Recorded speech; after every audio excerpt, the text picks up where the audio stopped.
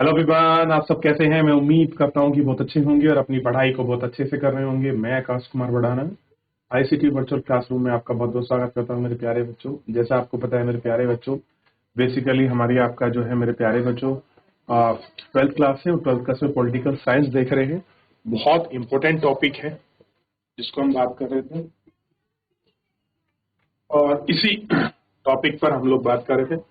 और टॉपिक क्या था? समकालीन भारत में अमेरिका का जो वर्चस्व है उस वर्चस्व को हम लोग देख रहे थे। तो कल हमने आयशा जाबू और आंद्रेई की कहानी को हमने पढ़ा और आंद्रेई की कहानी को पढ़ने का प्रयास किया कि आयशा कहाँ रहती है, बगदाद में, और जाम्बू कहाँ रह रहा था, ऑस्ट्रेलिया में, और आंद्रेई कहाँ रह रहे थे। जो आंद्रेई थे ये कहाँ रह रहा था? आंद्रेई ऑस्ट्रेलिया में, और जाबू कहाँ रह रहा था? अफ्रीका में।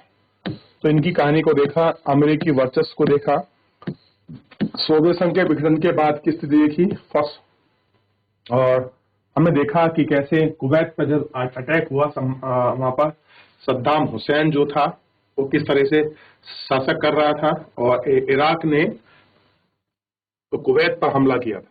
किसने? इराक ने। और ये जो वहां का शासक था इराक का, सद्दाम हुसैन। क्लियर है? तो अटैक किया और शांति सेना के नाम पे यूएस की सेना गई। उस समय जो आपका राष्ट्रपति थे वो कौन थे? राष्ट्रपति जॉर्ज बुश थे। क्लियर है? जबकि वो चुनाव में किससे हार गए थे? बिल क्लिंटन से हार गए। तो जॉर्ज बुश फिर दोबारा बने, फिर बिल क्लिंटन का आपका दौड़ आया, और उसके बाद सारी सुरक्षा को चीजों को हम इतना यहां तक गौर करके पढ़ लिए थे। क्लियर है?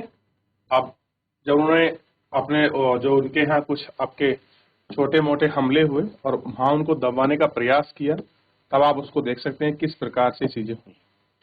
कह रहे हैं कि इस अभियान के अंतर्गत अमेरिका ने सूडान और अफ्रीका के अलावा कई अलकायदा के ठिकानों पर हमला किया। कहां पर? अमेरिका, सूडान में भी अमेरिका कब्जा रहा, अफगानिस्तान में पता कितने लंबे समय तक ये रहे, और वहां ठिकानों पर कब्जा किया।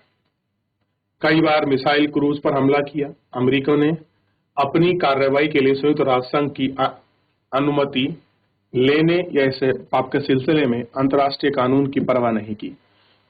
अमेरिका पर आरोप रखता रहा कि उसने अपने इस अभियान में कुछ नागरिक ठिकानों को भी निशाना साधा है, जबकि आतंकवाद से उनका कोई लेना देना नहीं था। पीछे मुड़कर अब देखने लगता है कि क्या एक शुरुआत थी। अब कहानी ये हुई कि जब उसके यहाँ शुरुआत हुई। क्लियर है? तो वो स्थिति को हमने पढ़ा कि कैसे ये सारी चीजें हुई।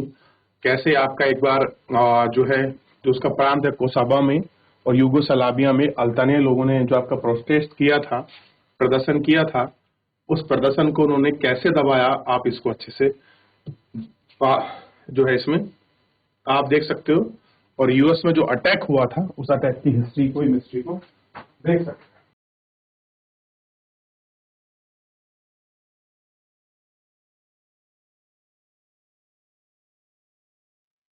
तो आपने इस प्रकार देखा कि क्यों अटैक हुआ था, क्या क्या चीजें रही, अलकायदा के लोग कैसे उसमें लगे हुए थे। क्लियर है? अब देखिए यूएस अटैक, क्लियर है? उसकी न्यूज आपके सामने है, जो अटैक हुआ था। अब होता क्या है? Operation in front night reach operation. अब एक अटैक हुआ है, उस अटैक को देखते हैं। 26/11। अब 26/11 से हमें को भी याद आता है कि 26/11 अटैक आया, लेकिन यहां क्या है? 9/11। आतंकवाद के विरुद्ध विश्वव्यापी युद्ध। 11 सितंबर 2001 के दिन अरब देशों में 19 अपहरणकर्ताओं ने उड़ान भरने के लिए चंद मिनटों में 4 अमेरिकी व्यवसायी विमानों पर कब्जा कर लिया। अपहरणकर्ता ने इन विमानों को अमेरिका की महत्वपूर्ण इमारतों की सीध में उड़ाकर ले गए और दोनों विमान न्यूयॉर्क स्थित वर्ल्ड ट्रेड सेंटर के उत्तरी और दक्षिणी टावर में टकरा दिया। क्या किया? पहले इन्होंने क्या किया? 4 जो उनके कमर्शियल विमान थे उनको कब्जे में ले लिया अपहरणकर्ता ने। फिर उन सारे विमानों को लिया, एक को WTO का जो आपका ट्रेड सेंटर था नॉर्थ और साउथ में आपका टकराया, और तीसरा जो है आपका, जो इसमें तीसरा विमान था वो क्या है, वर्जानिया के अल्टारिया में पेंटागन से टकराया और अमेरिकी रक्षा विभाग का मुख्यालय था। और चौथा विमान अमेरिका के कांग्रेस की इमारत से, यहाँ की जो पार्लियामेंट है उससे टकराया, लेकिन पेंसिल्वेनिया के एक खेत में गिर गया। इस हमला को 9/11 कहा जाता है, क्योंकि महीने की तारीख से लिखने के कारण चला। नवा महीना 11वीं तारीख 2001, इसका नाम हो गया 9/11। क्लियर है, जैसा भारत में लिखा है, अब ऐसा भारत में। इस मामले में लगभग 3000 व्यक्ति मारे गए। अब WTO पर हमला हुआ, यहां भी अटैक हुआ, इधर भी हुआ। एक डिफेंस वाला जो था इसको टारगेट बनाया, एक क्षेत्र को टारगेट बनाया, तो 4 अटैक किए एक विमान से, 4 विमानों से 4 तरफ। क्लियर है। अब कितने 3000 जो व्यक्ति थे वो उसमें मारे गए। अमेरिका के लिए दिल दहलाने वाला अनुभव था। उन्होंने इस घटना को की तुलना 1914 और 1941 यानी कि फर्स्ट वर्ल्ड जो है सेकेंड वर्ल्ड वॉर का टाइम है, और ये उस समय की क्रांति है जो आप देखते हैं 1814 में वाशिंगटन DC में आगजनी थी, और 1941 में जापानियों ने पर्ल हार्बर पोर्ट पर क्या गिराया था, परमाणु बम का हमला किया था। कह रहे वैसा ही हमला महसूस हुआ। अब तुम US के घर में घुसकर उसको मार रहे हो कोई भी, तो क्या आपको छोड़ेगा? नहीं छोड़ेगा। जहां तक जान माल की हानि का सवाल है, अमेरिकी जमीन पर ही अब तक सबसे गंभीर हमला था। अमेरिका 1776 में एक आपका देश बना, तो ध्यान देखिए 1776 में US क्या बना, एक डेमोक्रेटिक आपकी कंट्री बना। तब से उसने इतना बड़ा हमला नहीं झेला, यानी कि ये सबसे बड़ा हमला था आज तक। 3000 लोग एक साथ मारे गए। पर्ल हार्बर जो उनका पोर्ट था, डिफेंस पोर्ट था, वो भी, वहां भी इतने लोग नहीं मरे थे, लेकिन जितने इस अटैक में लोगों को निशाना बनाया।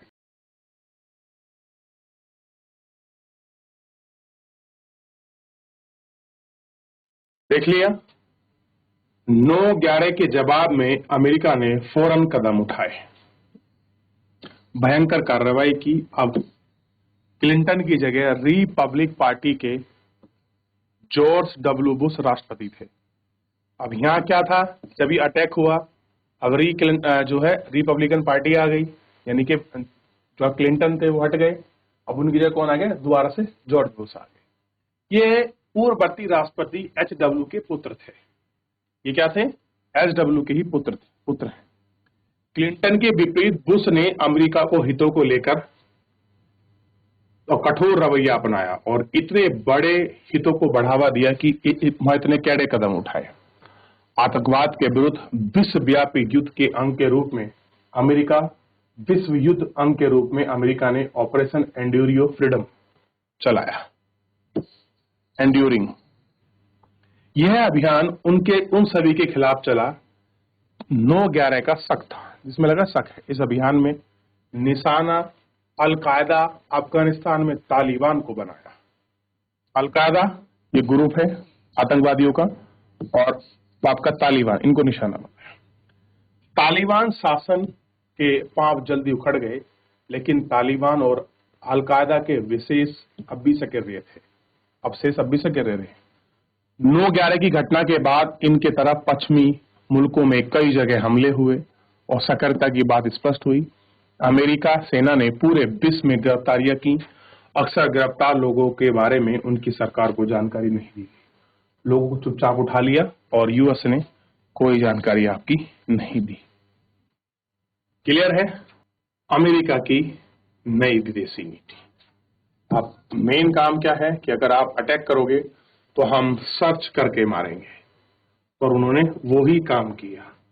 तो आपको छोटा सा क्लियर होगा कि 2001 में 9/11 में जो अटैक हुआ था, उस समय राष्ट्रपति कौन था, जॉर्ज W बुश, ये उस समय के राष्ट्रपति। क्लियर है। तो अटैक कैसा हुआ, क्या कहानी थी, ये आपको देखना है। देख लिया, आगे बढ़े, हो गया। अटैक जो हुआ हमने इसको देख लिया। लोगों को अलग अलग देशों में भेजा गया और खुफिया जेल खानों में कैदी बंद रखा गया। क्यूबा के निकट अमेरिकी नौसेना का एक वहां ठिकाना था, गांतोवानो। ये जो है नॉर्थ अमेरिका साउथ अमेरिका में, जहां अब आपके पनामा के आसपास में एक जगह है ग्वांतोवानो, वहां पर ये एक ठिकाना था। कुछ बंदियों को वहां रखा गया। इस जगह में रखे गए बंदियों को ना तो अंतर्राष्ट्रीय कानून की सुरक्षा प्राप्त थी, न ही अपने देश के अमेरिकी कानून। संयुक्त राष्ट्र संघ के प्रतिनिधियों तक ही इन बंदियों को मिलाने की अनुमति नहीं थी। कैसा था, इनको मिलाने की अनुमति नहीं थी। इराक पर आक्रमण, इराक पर आक्रमण 2003 में 3 के 19 मार्च को अमेरिका ने इराक पर आक्रमण किया। ऑपरेशन इराक फ्रीडम का कार्टून नामक इराक पर सैन्य हमला कर दिया गया और अगुवाई में कलसानिया कावावलिंग यानी कि आकांक्षीय महाजोट को में 40 से अधिक से शामिल हो गए। अब 40 देशों ने कहा कि भैया आकांक्षी हमको महाजोट बनाना है। जो ऑपरेशन जो हम चल रहे हैं इराकी फ्रीडम के ऊपर बात कर रहे हैं, तो 40 कंट्री ने सपोर्ट किया कि हाँ ऐसा कुछ करना चाहिए। संयुक्त राष्ट्र संघ ने इराक पर हमले की अनुमति नहीं दी। दिखावे के लिए कहा कि सामूहिक असंगार के हथियार के बनाने से रोकने के लिए इराक पर हमला किया गया था कि वो लोग क्या बना थे, बीप्स ऑफ मास मॉडरेशन बना रहे थे, इसलिए हमला किया। और हथियार की मौजूदगी में कोई प्रमाण नहीं मिले। अब जब वहां एविडेंसेस चेक हुए तो ऐसा कुछ था ही नहीं, क्योंकि अटैक तो अपनी मर्जी से किया गया था। यूएन का सहारा दिखाया कुछ और अटैक किया गया किसी और पर्पस के साथ, कि हमले का मकसद कुछ और कहीं था, जैसे इराक के लिए तेल भंडार पर नियंत्रण और इराक की अमेरिका के साथ मनपसंद सरकार कायम करना। तो ये सारी चीजें इसमें रखी गई और इन सारी चीजों को आपका देखा गया। तो अलग अलग तरीके से इसको समझा। यूएन जो बात करता है कि हम विश्व को ध्यान रखते हैं, लेकिन उसने बहुत सारे फेज में आपका यूएस का साथ दिखा, यानी कि बैक डोर में उसके पीछे खड़ा रहा कि मैं आपको इस कानून के हवाले के तहत बता दूंगा। अगर विश्व पूछता है कि क्यों अटैक हुआ, तो हम बता देंगे भैया इस तरीके से अटैक हो रहा था, इसके लिए अटैक किया गया कि वो कुछ हथियार वेपन्स बना रहे थे। क्लियर है? अब देखिए, अब आप जानते हैं इराक का जो आपका शासक था, कहाँ का, इराक का, वो कौन था, सद्दाम हुसैन। सद्दाम हुसैन की सरकार तो चंद रोज में ही जाती रही, लेकिन इराक को शांत कर पाने में अमेरिका सफल नहीं रहा। अब ये चक्कर में था कि शांत कर दूंगा तो हम उस पर कब्जा कर लेंगे या किसी को बैठा देंगे, सफल नहीं हो सका। इराक में अमेरिका के खिलाफ एक पूर्ण विश्वव्यापी विद्रोह भड़क गया। इराक में अमेरिका के करीब 3000 सैनिक इस युद्ध में मारे गए, जबकि इराक के कई सैनिक की ज्यादा संख्या में मारे गए। एक अनुमान के अनुसार अमेरिकी हमले में लगभग 50,000 नागरिक मारे गए। अब तक यह बात बड़े रूप में मानी जाती रही है। महत्वपूर्ण है कि इराक में अमेरिकी हमला सैन्य और राजनीतिक धरातल पर असफल सिद्ध हुआ। कैसा है ये, असफल आपका सिद्ध हुआ। 2003 में है एयरलिफ्ट। अगर आपने मूवी देखी हो तो उसमें थोड़ा सा आपको समझाया जाएगा अक्षय कुमार कैसे भारतीयों को निकाल कर लाता है। तो ऐसा भी होता है कि जब वहां अटैक कर रहा था तो परमिशन मिली, सद्दाम हुसैन से भी बात करी, यूएस से बात की, भाई हमारे भारतीय लोग यहाँ रह रहे हैं, हमारा क्या कसूर है, हम लोग अपने भारतीयों को ले जाएं। क्लियर है? अभी जैसे आपका यूक्रेन में हुआ, रशिया में हुआ, क्लियर है, मालदीव में हुआ, तो ऐसे क्या किया, हमने अपने लोगों को वहां से निकाला। ठीक, और इसको हमने देख लिया। क्या होता है वर्चस्व का अर्थ? अगर आप मीनिंग समझ रहे हैं कि भैया वर्चस्व का मतलब क्या है, तो राजनीति में एक ऐसी कहानी है जो शक्ति के इर्द गिर्द घूमती है। किसी भी आम आदमी की तरह समूह भी ताकत पाना कायम रखना चाहिए। कोई भी आम आदमी है, उसकी समूह की तरह हमको कायम रखना चाहिए। हम रोज बात करते हैं कि फला आदमी ताकतवर होता जा रहा है, ये ताकतवर बनने का ताकत बनने की तुला हुआ है और विश्व राजनीति में विभिन्न देशों में समूह ताकतवर पाने और कायम करने की कोशिश करते हैं। यह ताकत सैन्य प्रभुत्ता, आर्थिक, राजनीतिक रुतबे और संस्कृति के बढ़ावे के रूप में होती है। ऐसा है कि सांस्कृतिक जो बढ़ावा, जो रुतबा है, उसके रूप में हम लोग आपका करते हैं। क्लियर है? इसी कारण हम विश्व राजनीति को समझना चाहते हैं तो हमें विश्व के विभिन्न देशों के बीच शक्ति बंटवारे को समझना होगा कि आखिर में पावर ऑफ सेपरेशन कैसे है कंट्री टू कंट्री। क्लियर है? ये हमको समझना है। तो शीत युद्ध के समय, शीत युद्ध का जो टाइम है, कोल्ड वॉर, ये 1945 यानी कि सेकेंड वर्ल्ड वॉर से लेकर 1991 के बीच दो गुटों में शामिल था। कैसे हैं? दो अलग अलग गुट हैं, ये शामिल था। तो आप शीत युद्ध को यहां से समझने का प्रयास कीजिए कि जो शीत युद्ध है, दो गुट हैं, इनमें ही शामिल है। क्लियर है? तो एक उस ध्रुव का है, एक उस ध्रुव का है। क्लियर है? एक छोर शीत युद्ध में दो ही कंट्री हैं। कह रहे हैं कि शीत युद्ध अमेरिका और सोवियत संघ, इन दोनों की अलग अलग शक्ति की अगुवाई में। कह रहे हैं कि ये दोनों उसका लीडर है। सोवियत संघ के पतन के बाद दुनिया में एकमात्र महाशक्ति बचा अमेरिका। यूएसएसआर टूट गया। ध्यान रखिए, यूएसएसआर और यूएसए, ये भी यूनाइटेड था, ये भी यूनाइटेड था।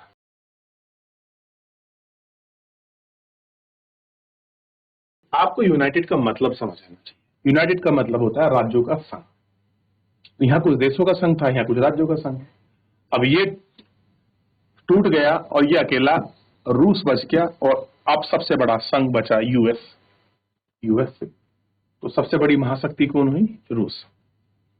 अंतर्राष्ट्रीय व्यवस्था में एक महाशक्ति या उद्वित महाशक्ति के दबाव में बहुता से एक ध्रुवीय व्यवस्था कही गई। अब सामने टक्कर लेना वाला बच के अब अकेली उसकी मोनोपोली बची है, तो वो क्या है? एक ध्रुव। अब जो भी ये सब एक तरफा है। भौतिक शब्द ध्रुव का यह तरह है भ्रामक प्रयोग है। ध्रुव का मतलब क्या है? एक भौतिक शब्द के रूप में हमने कर दिया है कि वैसे एक हाइपोथेटिकल कंडीशन है। और इसका केंद्र में क्या है? वर्चस्व है, हेमोमनी है। इस शब्द का वर्णित करना ज्यादा उचित होगा। तो ध्रुव का मतलब कुछ नहीं है, एक वर्चस्व से है। ध्रुव मतलब अपने आप में, ध्रुव का मतलब क्या होगा? सेंट्रल पॉइंट, यानी कि चीजों को अपने पास केंद्रित करना ही ध्रुव है, यानी कि एक साथ एक चीज में केंद्रित है। तो ये ध्रुव का रहा कि क्या मतलब है ध्रुव का। अब आपको थोड़ा थोड़ा समझ आ रहा होगा इराक पर हमला कैसे हुआ, क्यों हुआ, क्या उसकी कहानी थी। तो कुछ चीजें आपको क्लियर होगी होंगी, कितने सैनिक मारे गए, क्यों यूएस को एक गलत वजह से देखते हैं। क्लियर है?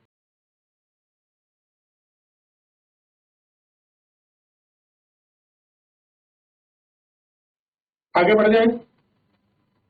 इतना आपको क्लियर हो गया कि कैसे कैसे कहानी घटी, क्या क्या चीजें हुई, और एक एक कहानी के रूप में हम लोग इनको देखते आए। ठीक है? और थोड़ा सा आगे बढ़ोगे तो चीजें और बिल्कुल स्पष्ट और क्लियर होगी। आगे बढ़े, चलिए आगे बढ़ रहे हैं और हम इनको देख रहे हैं। अब समझने का प्रयास करते हैं कि इराक पर अटैक कर चुका है यूएस। कंडीशन क्या हो गई है विश्वव्यापी, कैसे महाशक्ति का वर्चस्व है, कैसे आपका संघ टूट गया है यूएसएसआर, और यूएसए कैसे अकेला एक सेंट्रल पावर बन गया है पूरे विश्व को। क्योंकि भाई जिसकी देश ज्यादा आपका बात मानेंगे तो वर्चस्व क्या होगा? वो उसी का होगा ना। तो ऐसी कहानी कुछ है। अब वर्चस्व की शक्ति का अर्थ समझते हैं कि आखिर में मतलब क्या है वर्चस्व की शक्ति का। हेगेमनी, इस शब्द की जड़ें प्राचीनतम यूनान में, यूनान यानी कि मैसेडोनिया, आपका यूनान मतलब अगर आप देखोगे तो वो पार्ट जो भूमध्य सागर के आसपास का रीजन है, यूनान से है। इस शब्द से एक राज्य का नेतृत्व संप्रभु है। संप्रभु का मतलब होता है जो अपने आंतरिक और बाह्य निर्णय लेने में सक्षम हो। मूलतः इस शब्द का प्रयोग प्राचीन यूनान के अन्य नगरों की तुलना में एथेंस जो एथेनिस ग्रुप था और उनके प्रबलता को इंगित करता है। इस प्रकार हेगेमनी पहले संबंध में सैन्य क्षमता की बनावट, मापतोल, हेगेमनी की ध्वनि, प्रबलता और आज विश्व के अमेरिका के साथ हैसियत बताने का इस्तेमाल है, और जिनकी आपकी अमेरिका के हमले की वर्चस्व और इन सब चीजों की बात करता है। यानी कि यूनान से निकला है, वहां का शब्द है, वहां की बनावट, वहां की मापतोल, वहां की ध्वनि है, और ये सैन्य प्रबलता का है।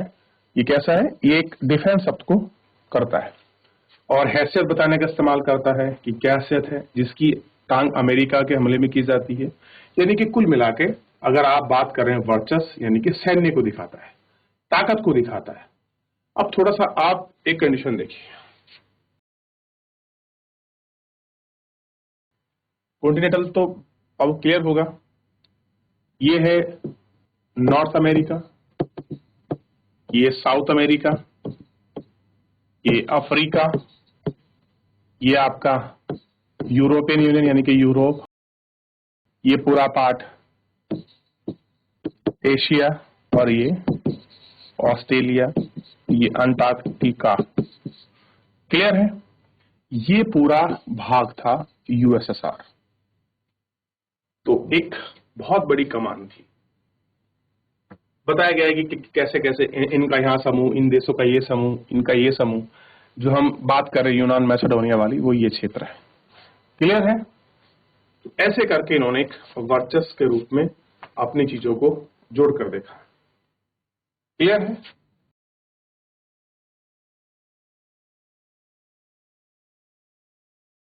आगे बढ़े, चलिए आगे देखा। अमेरिका की मौजूदा ताकत की रीढ़ उसकी बढ़ती सैन्य शक्ति, चढ़ती बढ़ती क्या सैन्य शक्ति। तो मेन जो उसकी ताकत थी वो क्या था? उसका डिफेंस। अमेरिका की सैन्य शक्ति अपने आप में अनूठी थी, बाकी देशों की तुलना में बेजोड़ थी। इसका अर्थ में अमेरिका अपनी सैन्य क्षमता के बूते पूरी दुनिया में निशाना साध सकता था, एकदम सही समय पर, अचूक घातक के वार, और अपनी युद्ध भूमि में अधिकतम दूरी के लिए सुरक्षित रखरखाव, और दुश्मन और पंगु, इन सब के बारे में ये चीजें कर सकता था। अमेरिकी सैन्य शक्ति का अनूठा अपनी जगह, लेकिन इसकी ज्यादा विषमकारी तथ्य और कोई भी देश सैन्य शक्ति की तुलना में पासंग के बराबर नहीं था। अब उसके कोई पासिंग भी नहीं है। उस जमाने में आप सोच के देखिए, 1991 में हमारे पास इतना डिफेंस सिस्टम थोड़ी था, लेकिन आज के पास हमारे पास मजबूत सिस्टम है। आज जो हमारे पास है, यूएस के पास वो उस जमाने में था। सोचिए, तो उन 1776 में वो आपका फ्रीडम हुआ, तब से उसने कुछ तो अपनी इकोनॉमी और डिफेंस को मजबूत किया ही होगा। क्लियर है? अमेरिकी के नीचे कुल 12 ताकतवर देश एक साथ मिलकर अपनी सैन्य क्षमताओं पर जितना खर्च करते हैं, उससे कहीं ज्यादा अमेरिका अकेला करता है। यानी कि मिलकर 12 देश जितना खर्च करेंगे, उससे ज्यादा अकेला कौन है? यूएसए खर्च करता है। किस पर? अपने डिफेंस सिस्टम पर। सोचकर देखिए, चलिए 12 देश मिलकर खर्च कर रहे हैं अपने डिफेंस सिस्टम पर, उतना अकेला खर्च करता है। भारत तो कई गुना खर्च करता है। चाइना का भी डिफेंस हमसे ज्यादा इन्वेस्टमेंट है उसका। इसके अतिरिक्त पेंटागन में अपनी बजट का एक बड़ा हिस्सा रक्षा अनुसंधान और विकास और प्रौद्योगिकी पर खर्च करता है। ऐसे नहीं केवल डिफेंस में, वो कहता है कि भैया बाहर मत करो, अपने आप पे R&D करो, बनाओ। इस प्रकार अमेरिका सैन्य प्रभुत्व के आधार पर सिर्फ उच्च कोटि व्यवस्था नहीं बल्कि गुणवत्ता बढ़ाता है। क्या करता है वो? कि भैया ऐसे नहीं केवल बढ़ाना है, वो क्वालिटी प्लस क्वांटिटी दोनों की बात करता है। आज सैन्य प्रौद्योगिकी के मामले में इतना आगे है कि और किसी देश उसकी बराबरी कर पाना संभव नहीं है। ये बात सत्य है कि भाई उस जैसा डिफेंस सिस्टम है ही नहीं किसी का। अभी तो किसी के देशों, आज हम चिनूक हेलीकॉप्टर की बात करते हैं, इन सब की बात, यूएस के पास ना जाने कब से। सोच के देखिए, हमारे यहाँ तो इस सेक्टर में इतना रिसर्च है ही नहीं, R&D सेक्टर हम लोग कर ही नहीं रहे। हम तो बस खरीदने पे तुले पड़े हैं, कहीं से कुछ भी खरीद लो, बजट में पैसा है। लेकिन डिफेंस सिस्टम पर कितना बजट पैसा खर्च करना चाहिए, इस पर अभी हमारा वो उतना नहीं है। कह रहे हैं कि इसमें कोई शक नहीं है कि इराक पर अमेरिकी हमले से अमेरिका की कुछ कमजोरियां उजागर हुई। अटैक हुआ तो कुछ आपके लूपहोल सामने आते हैं। अमेरिकी इराक को जनता को अपने नेतृत्व वाली संगठन सेना के आगे झुकने में सफल नहीं हुआ। वहां की सेना को तो झुका दिया लेकिन लोगों को नहीं झुका पाया। क्लियर क्या कि डिफेंस इतना भी मजबूत नहीं। अमेरिका की कमजोरी को पूरी तरह से समझने के लिए ऐतिहासिक परिप्रेक्ष्य में देखना होगा। कहां पर? ऐतिहासिक। इतिहास की इस बात का गवाह है कि साम्राज्यवादी शक्तियों ने सैन्य बल का प्रयोग महज 4 लक्ष्यों के लिए किया: जीतने, अपराध रोकने, दंड देने और कानून व्यवस्था बहाल रखने के लिए। इराक में उदाहरण से प्रकट किया है। वो किसके लिए था? व्यवस्था बनाने के लिए। अमेरिका की विजय क्षमता में विकट है और इस अवरुद्ध में दंड में उसकी क्षमता स्वयं सिद्ध हुई। अमेरिका सैन्य क्षमता की कमजोरी सिर्फ एक बात पर जाहिर हुई है कि वह अधिकृत भूभाग में कानून व्यवस्था बहाल नहीं कर पाया। मेन जो उसकी थोड़ी सी किरकिरी हुई इराक में कि उसको एक आपका पॉलिटिकल स्टेबिलिटी देनी थी इराक में, सद्दाम हुसैन के बाद वो नहीं दे पाया। तो यहाँ थोड़ा सा वहां दिखाई दिया लूपहोल्स वगैरह। बाकी चलिए, फिर भी एक यूएस महाशक्ति है, उसका पीछे का इतिहास पढ़ रहे हैं। चलिए, तो आज के लिए इतना ही। मिलेंगे नेक्स्ट लेक्चर में। तब तक अपना ध्यान रखिए, स्वस्थ रहिए, अपनी पढ़ाई को बहुत अच्छे से करते रहिए। मुझसे जुड़ने के लिए बहुत धन्यवाद।